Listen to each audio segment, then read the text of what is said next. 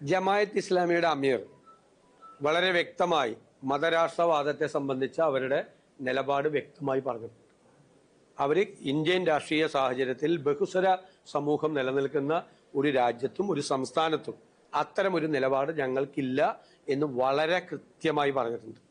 ഞാൻ നിങ്ങൾക്ക് വേണമെങ്കിൽ അതിൻ്റെ വീഡിയോ ക്ലിപ്പിംഗ് അയച്ചു തരാം. ഈ വിവാദങ്ങളെല്ലാം വന്നതിന് ശേഷം നല്ല വ്യക്തതയോടുകൂടി ആ നിലപാട് ഞാൻ പണ്ട് പറഞ്ഞ നിലമ്പൂർ ഇലക്ഷനിൽ അപ്പോൾ എന്നെ എല്ലാവരും വിമർശിച്ചു. അവർ പറഞ്ഞിട്ടുള്ളത് എനിക്ക് അറിയാവുന്നതുകൊണ്ടാണ് ഞാനത് പറഞ്ഞത്. അദ്ദേഹം വീണ്ടും ക്ലാരിറ്റി വരുത്തി.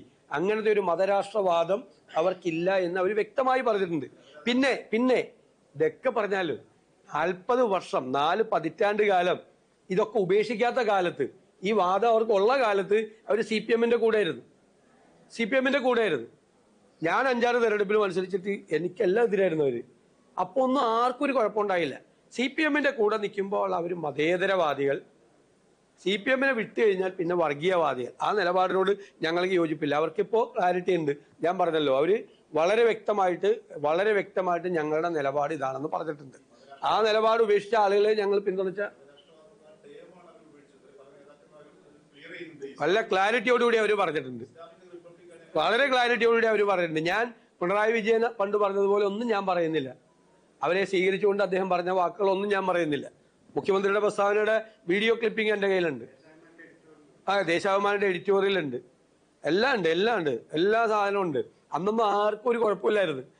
ഒരു കുഴപ്പമില്ലായിരുന്നു അന്ന് ഭയങ്കര എന്തായിരുന്നു അന്ന്. അപ്പൊ നമ്മൾക്ക് ഒരു പിന്തുണ അവർ പ്രഖ്യാപിച്ച സമയത്താണ് ഇതെല്ലാം ഭയങ്കര കുഴപ്പമായത്. ഇതൊരു കേരള സമൂഹത്തെ ഡിവൈഡ് ചെയ്യാൻ വേണ്ടിയിട്ട് മനഃപൂർവ്വമായി ഉണ്ടാക്കുന്ന ഒരു നെറേറ്റീവാണ്. ഇപ്പൊ മുസ്ലിം ലീഗ് ജനാധിപത്യ പാർട്ടിയാണ്, മതേതര പാർട്ടി എന്ന് CPM നേതാക്കൾ പ്രഖ്യാപിച്ചിട്ടുണ്ട്. ME ഗോവിന്ദൻ നടക്കാൻ നേരത്തെ. ഇപ്പൊ മുസ്ലിം ലീഗിന് ഭയങ്കര കുഴപ്പമോ? ഞങ്ങൾ ഒറ്റ ചോദ്യമാണ് പൊതുസമൂഹത്തോട് ചോദിക്കുന്നത്. കേരളത്തിൽ മുസ്ലിം ലീഗ് ദുർബലമായാൽ ആരാണ് ശക്തി പ്രാപിക്കുന്നത്? മുസ്ലിം ലീഗ് ആരോടാണ് ഫൈറ്റ് ചെയ്യുന്നത്? മുസ്ലിം ലീഗ് ആരുടെ തീവ്ര പക്ഷ നിലപാടുള്ള ആളുകളോടാണ് ലീഗ് ഫൈറ്റ് ചെയ്യുന്നത്. ലീഗ് ദുർബലമായാൽ, ലീഗ് തകർന്നാൽ ആരാണ് ആ സ്പേസ് കൈകടത്താൻ പോകുന്നത്? അതാണ് കേരളത്തിലെ പൊതുസമൂഹത്തോട് ഇന്ത്യൻ നാഷണൽ കോൺഗ്രസിന്റെയും UDF-ന്റെയും ചോദ്യം. അതാണ് ഞങ്ങൾ ചേർത്ത് പിടിച്ചിരിക്കുന്നത്. മനസ്സിലായോ?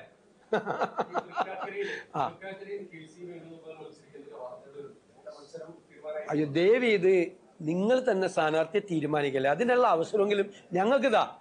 നിങ്ങൾക്ക് വേണമെങ്കിൽ നിങ്ങൾക്ക് വേണമെങ്കിൽ ഞാൻ പറഞ്ഞല്ലോ, ഓരോരുത്തരെ ഞാൻ മത്സരിക്കുന്നില്ല എന്ന് വാർത്ത കൊടുക്കാം. അദ്ദേഹം മത്സരിക്കുന്നുണ്ടെന്ന് വാർത്ത കൊടുക്കുക.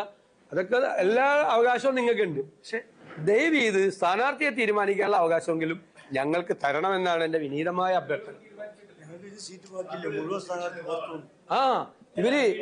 ഇപ്പൊ മുസ്ലിം ലീഗ് സ്ഥാനാർത്ഥിയെ തീരുമാനിച്ചിട്ടുള്ള ഒരു പ്രോസസ് നടന്നിട്ടില്ല.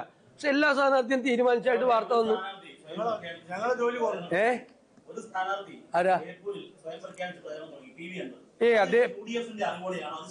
അദ്ദേഹം ആ സ്ഥാനാർത്ഥിത്വം പ്രഖ്യാപിച്ചിട്ടുമില്ല.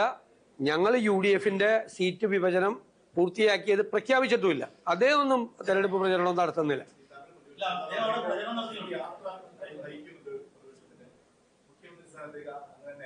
അല്ല കേരളത്തിലെ കോൺഗ്രസ്സാണ് മുന്നണിക്ക് നേതൃത്വം കൊടുക്കുന്നത്. UDF വിജയിച്ചു വന്നാൽ കോൺഗ്രസിന്റെ മുഖ്യമന്ത്രി ആയിരിക്കും കേരളത്തിൽ. അത് കോൺഗ്രസ് നേതൃത്വം പരമ്പരാഗതമായ ചില രീതികളുണ്ട്. നിയമസഭാ കക്ഷി നേതാവിനെ തിരഞ്ഞെടുക്കാൻ ആ നിയമസഭാ കക്ഷി നേതാവിനെ അപ്പോൾ തിരഞ്ഞെടുക്കും. അത് മനസ്സിലായി? അതാണ് അതിന്റെ പ്രൊസീജിയർ. അത് നിങ്ങൾക്ക് അറിയാലോ. ഒരിക്കലും അത് പ്രഖ്യാപിച്ചിട്ടല്ലല്ലോ അങ്ങനെ ഇറങ്ങുന്നത്. അല്ലല്ല അങ്ങനെ അല്ല. അതെല്ലാം ഞങ്ങളെല്ലാം തമ്മിൽ, കോൺഗ്രസിന്റെ നേതാക്കൾ തമ്മിൽ എല്ലാവരും ധാരണയുണ്ട്. ഞങ്ങളുടെ എല്ലാവരുടെയും മുഖ്യ ലക്ഷ്യം അധികാരത്തിൽ തിളക്കമാർന്ന വിജയത്തോടു കൂടി UDF-നെ തിരിച്ചുകൊണ്ടുവരാണ്. ഞങ്ങൾ എല്ലാവരും ഒരുമിച്ച് വർക്ക് ചെയ്തു. അതിന്റെ കൂടെ ടീം UDF-ആയി നിന്നുകൊണ്ട് 100-ലധികം സീറ്റുമായി കേരളത്തിലെ UDF അധികാരത്തിലേക്ക് തിരിച്ചു വരിക തന്നെ ചെയ്യും. ഈ ജാഥ തിരുവനന്തപുരത്ത് സമാപിക്കുമ്പോൾ, കേരളത്തിലെ UDF അധികാരത്തിൽ വരുമ്പോൾ ഈ കേരളത്തിനെ മാറ്റിയെടുക്കാൻ വേണ്ടിയിട്ടുള്ള വ്യക്തവും കൃത്യവുമായ പദ്ധതികളും പരിപാടികളും പ്രഖ്യാപിച്ചുകൊണ്ടുള്ള കേരളത്തിലെ ആദ്യത്തെ ഒരു മുന്നണി കൂടിയാണെന്നുള്ള ഖ്യാതി നേടിക്കൊണ്ടായിരിക്കും ഈ ജാഥ അവസാനിക്കുന്നത്. ഞങ്ങൾക്ക് കൃത്യമായ പ്ലാനുണ്ട്. ഈ സ്റ്റേറ്റിനെ കുറിച്ച് കൃത്യമായ പ്ലാൻ.